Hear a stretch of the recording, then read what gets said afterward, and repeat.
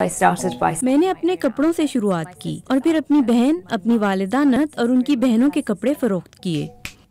2017 میں میرے خاندان میں 2 بڑی شادیاں تھیں اور جنوبی ایشیا کی شادیوں کے رواج کے مطابق مجھے ہر شادی کے لیے 5 یا 6 جوڑے چاہیے تھے۔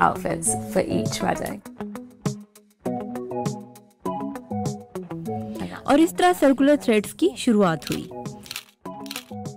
دلہنیں 3 وجوہات کی وجہ سے ہماری آفر کو پسند کرتی ہیں۔ پہلا، مہنگائی ہے۔ دلہنیں 50% کم قیمت پر ڈیزائنر کپڑے خرید سکتی ہیں۔ دوسرا، یہ ایک کریٹو کام ہے اور آپ کچھ مختلف کر سکتی ہیں۔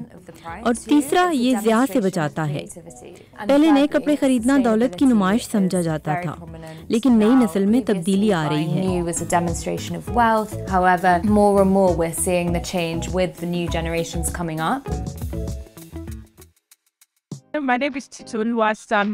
میرا نام ٹٹلووا سام اولاداپو ہے۔ میں نے اپنی چرچ میں منعقد شادی کے لیے سفید گاؤن کرائے پہ لیا اور اس روایتی شادی کے لیے میں نے اپنی کزن سے اس کے کپڑے لیے۔ میں نے صرف اس سے کپڑے مانگے اور اس نے مجھے دے دیے۔ میں نے کپڑوں کو اپنے ناپ کے مطابق سائز کروایا اور اس پر اپلیک لگوایا۔ میرے خیال سے میرے پاس 3 جوڑے تھے اپنی شادی پر۔ میں روایات پر نہیں چلتی۔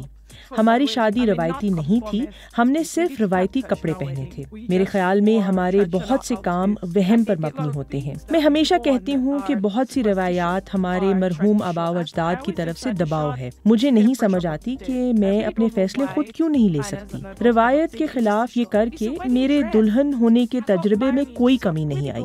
اس سے میری شادی پر کوئی اثر نہیں پڑا۔ میرا نام آستھا اروڑا ہے اور میں نے اپنی روایتی انڈین شادی پر کسی اور کے استعمال شدہ کپڑے پہنے۔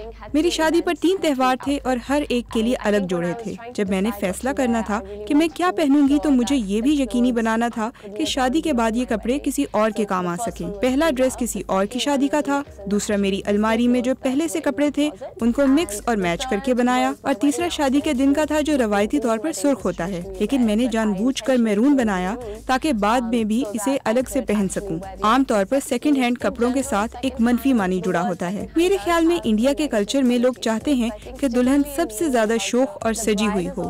اگر کوئی چیز اور لوگوں نے بھی استعمال کی ہو تو اس کا یہ مطلب نہیں کہ وہ کم خاص ہو گئی ہے۔ میرے خیال میں سب سے اہم بات یہی ہے کہ اپنی شادی کے دن آپ خود خوش اور خوبصورت محسوس کریں، اور ایسا کرنے کے بہت سے طریقے ہیں۔